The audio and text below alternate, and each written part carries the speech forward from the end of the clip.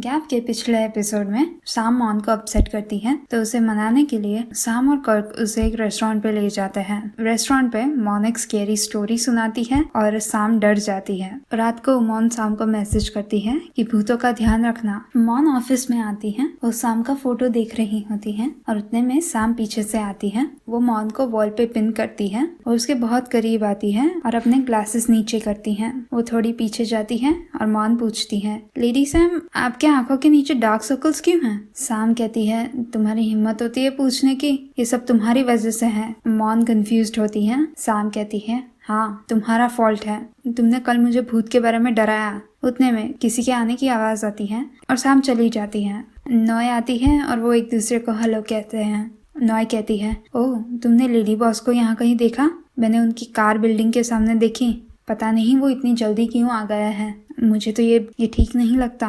रहने दो, मैं चेक करके आती हूँ, तुम जल्द ही ऑफिस आ जाना, ओके?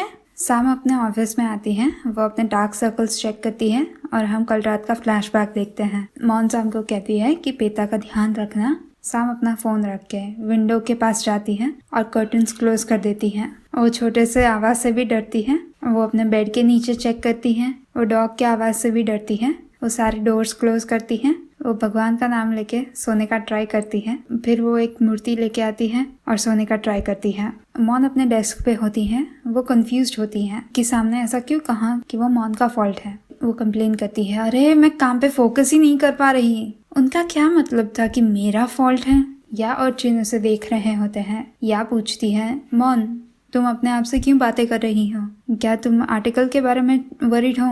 मॉन कहती है, नहीं ऐसा नहीं है, मैं दूसरी बातों के बारे में सोच रही हूँ। चिन कहता है, तुम अपने आप से बातें कर रही हो, मुझे ऐसा लगता है कि तुम कोई स्पिरिट, ऐसा लगता है कि किसी ने तुम्हें पोजेस कर लिया है। और मॉन को रियलाइज होता है कि सामने क्यों कहा कि मॉन का फॉल्ट है। वो क्लैप करती है और सोचती है वो भूतों से इतनी डर गई होगी कि वो सो भी नहीं पाई और इसलिए उन्हें डार्क सर्कल्स है। साम अपने ऑफिस में फेसबुक चेक करती है और एक आर्टिकल देखती है जो मॉन के बनाए हुए आर्टिकल जैसा होता है। वो स्क्रॉल करती है और दूसरा आर्टिकल भी सेम टू सेम कॉपी होता है। वो अपने ऑफिस से बाहर आके डिक्लेयर करती है, हमारे बीच में एक ट्रेटर है। कंपनी सीक्रेट्स किसने लीक किए? कोई कुछ नहीं कहता। साम सबको मीटिंग रूम में बुलाती हैं। वो कहती हैं, कुछ देर पहले मिस नीता के पेज ने यह आर्टिकल पोस्ट किया था जिसका कंटेंट मिस कॉन कमॉन के कंटेंट जैसा ही है। लोगों के पास एक जैसे आइडियाज हो सकते हैं पर ये ऑलमोस्ट सेम टू सेम है और जानबूझ के हमारे से पहले पोस्ट किया गया है। ये किसने किया? कन्फेस करो। कोई कुछ नहीं कहता। साम कहती है, अगर कोई कन्फेस नहीं करता तो मैं एक एक करके सबको इंटरोगेट करूंगी। साम इंटरव्यूज कंडक्ट करती है पर वो ये कंटेंट थेफ्ट के बारे में नहीं होता। सब लोग स्टूपिड चीजें कन्फेस करते हैं। मॉन का टर्न आता है। साम कहती है, तुम कंटेंट क्रिएटर हो, सब तुम्हारे हाथ में है। मॉन पूछती है, क्या आपको सच में लगता है कि ये मैंने किया लेडी साम? साम पूछती है, कंपनी ने तुम्हें कितना दिया? मॉन कहती है, मैंने इतनी मेहनत की और अपना बेस्ट किया है आपकी कंपनी के लिए काम करने के लिए और ये मैंने कर दिया तो मैं ऐसा क्यों करूंगी? मैं अपना ही फ्यूचर क्यों डिस्ट्रॉय करूंगी? मैं उनको कभी धोखा नहीं दूंगी जिसको। और मॉन अपने आप को रोक लेती है। साम डेस्क पे बैठती है। वो मॉन की चिन पकड़ के उसका फेस अपनी तरफ टर्न करती है। तुमने अभी क्या कहा? मैं उनको धोखा नहीं दूंगी जिसको? क्या? थोड़ी देर के बाद मॉन कहती है, मैं उनको धोखा नहीं दूंगी जो यहाँ पे है। और मेरी मॉम कहती है कि हमें ग्रेटिट्यूड और ऑनेस्टी की जरूरत होती है लाइफ में सक्सीड करने के लिए। मैं ऐसा करती हूँ, मैं एक नया कंटेंट पीस बनाती हूँ जो पुराने को रिप्लेस कर देगा। या नॉक करती है और उन्हें इन्फॉर्म करती है कि वो पेज ने उनका आर्टिकल डिलीट कर दिया है। साम कहती है, हमारी कंपनी में एक मॉल होगा। कर्क सबके लिए स्नैक्स लाता है और कहता है कि वो सबको ट्रस्ट करता है। जिन कहता है, मिस्टर कर्क सर, मुझे लगता है कि लेडी साम का तो हमसे भरोसा ही उठ गया है। हमने सब कुछ कन्फेस कर दिया। नोए कहती है, मिस्टर कर्क मैं तो गई, मैं तो फायर ही होने वाली हूँ। वो ये रिपीट करती रहती है। आंटी फी कर्क को देख के बहुत खुश होती हैं। वो पूछती हैं, आपको पता है हम अभी लेडी बॉस के इंटरोगेशन रूम से बाहर आए। वो कितना इंटरोगेट करती है, सब कुछ बोल दिया। मुझे कितना गुस्सा आ रहा है। किसकी हिम्मत होती है ये कंपनी को बिट्रे करने की? अगर मुझे ही कोई मिलता है तो मैं उनके इंटेस्टाइन्स ही निकाल दूंगी और फिर squeeze, smash smash smash. Aunty मी और वायलेंट होती है। कर्क उन्हें रोकता है, बस इतना बहुत हो गया। वो उन्हें कहता है कि हमें पहले स्नैक्स खा लेने चाहिए। साम अपने ऑफिस में चैनल्स चेंज कर रही होती है। कर्क उसे पानी देता है। वो कहता है तुम आजकल इतना साय कर रही हो, क्यों ना ऐसा करें, आज शाम को मूवी देखने जाते हैं। साम टीवी पे पॉइंट करके कहती है ये रही मूवी। स्क्रीन पे सीक्रेट क्रश ऑन यू चल रहा होता है। कर्क टीवी बंद करता है। ये मूवी थिएटर में देखने जैसा थोड़ी है, चलो जाते हैं, कुछ अच्छा खा भी लेंगे। साम नॉड करती है नहीं, तुम्हें पता है ये कंपनी मेरी एक ही हैप्पीनेस है। कर्क कहता है ओह तुम मुझसे शादी करना तो तुम्हारे लिए हैप्पीनेस ही नहीं है साम, दर्द होता है। साम कहती है तुम पूछते क्यों हो जब तुम्हें आंसर पता ही है। कर्क हर्ट होने का और नाटक करता है। कर्क उसे मनाने का ट्राई करता है। साम मूड में नहीं होती। कर्क कहता है तो मैं प्रॉमिस करता हूँ तुम्हारी हैप्पीनेस को प्रोटेक्ट करने का सब कुछ करूंगा, क्या ये ठीक है। साम कहती है क्या ठीक है, आज सुबह मैंने तुम्हें फोन किया था और तुमने कॉल पिकअप ही नहीं किया। हम कर्क का फ्लैशबैक देखते हैं। वो नीता की ऑफिस में गुस्से में आता है। नीता पूछती है कुछ हुआ, आप एंग्शियस लग रहे हैं। कर्क कहता है आपने डाइवर्सिटी से पहले क्यों पोस्ट किया। नीता कहती है प्लीज काम डाउन मिस्टर कर्क, मुझे लगता है कि यहाँ कोई मिसअंडरस्टैंडिंग हुई है, क्यों ना आप बैठ जाए। कर्क बैठ के कहता है मिस नीता, मैंने आप पे भरोसा किया था और आपको हमारी कंपनी के बारे में सब बताया था। मैंने आपको इनवाइट किया था इन्वेस्ट करने हमारे प्रोजेक्ट में और आप ऐसा करेंगी मुझे धोखा देके। नीता कहती है मेरी बात सुनिए मिस्टर कर्क, मुझे लगता है मेरे सबऑर्डिनेट्स ने कुछ गलत समझ लिया। मैंने उन्हें कहा था कि ये कंटेंट बहुत एक्साइटिंग लगता है और हमारी कंपनी को ऐसा कुछ करना चाहिए। मैंने एक्सपेक्ट नहीं किया था कि वो हमारे पेज पे पोस्ट कर देंगे और इसके लिए मैं माफी मांगती हूँ, पर देखने से लगता है कि डाइवर्सिटी में कुछ सीरियस प्रॉब्लम्स हैं और मेरे पास एक दूसरा ऑप्शन है। कर्क कहता है आप क्या कह रहे हो। नीता कहती है ये कंपनी आप और लेडी साम 4 साल से मैनेज कर रहे हैं और कोई प्रोग्रेस नहीं हुआ है। अगर Nita creative event and exhibition collaborate करके आपका बिजनेस पार्टनर बनता है तो मुझे लगता है चीजें बदल जाएगी। आपको इसके बारे में सोचने के लिए थोड़ा टाइम चाहिए।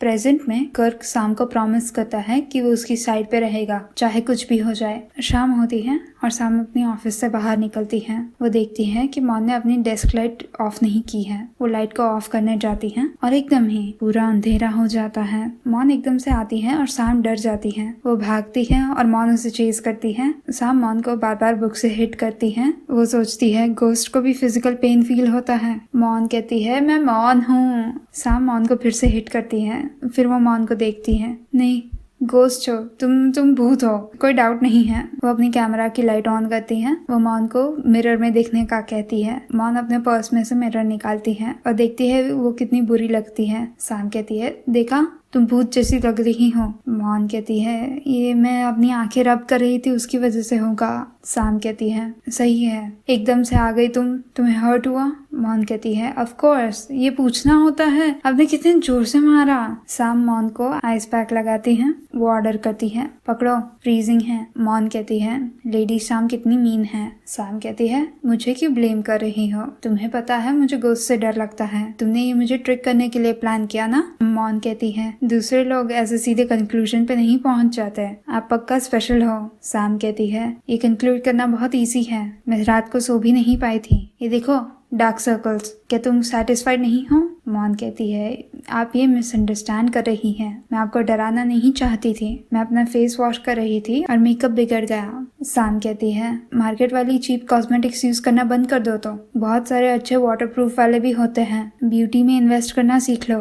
मॉन कहती है अंडरस्टूड, मैं पैसा सेव करके अच्छी चीजें बाय करूंगी ताकि मैं भूत जैसी ना लगूं। साम कहती है ओके एनीवे तुम अभी ऑफिस में क्या कर रही हो। मॉन कहती है मैं नए कंटेंट पे काम कर रही हूँ लेडी साम। साम कहती है तो तुम्हें शो ऑफ करना है, तुम्हें डर लगता है कि मुझे ट्रेटर मिल जाएगा। मॉन कहती है अगर कोई होगा तो वो मैं नहीं हूँ, मैं होप करती हूँ कि डाइवर्सिटी पॉप बहुत सारे फॉलोअर्स गेन करें, आपको चाहिए वैसे। साम कहती है तुम न्यू कमर हो, कंपनी से इतनी डेडिकेशन किसकी, अगली बार तुम्हें मेरे साथ 1-on-1 काम करना होगा। मॉन कहती है क्या आप सच में मुझसे ये पूछ रही हैं। साम कहती है हाँ, अगर हम साथ में काम करते हैं तो सीक्रेट्स लीक नहीं होंगे, चलो डील करते हैं। अगर तुम मेरे से अग्री नहीं करती तो मैं तुम्हें कंपनी से निकाल दूंगी, तुम ओल्ड हो या नहीं। मॉन साम का हाथ चेक करने जाती है और साम उससे आइस पैक लेती है। मॉन पूछती है, आप इसके बाद कहीं जा रहे हो? साम कहती है, नहीं।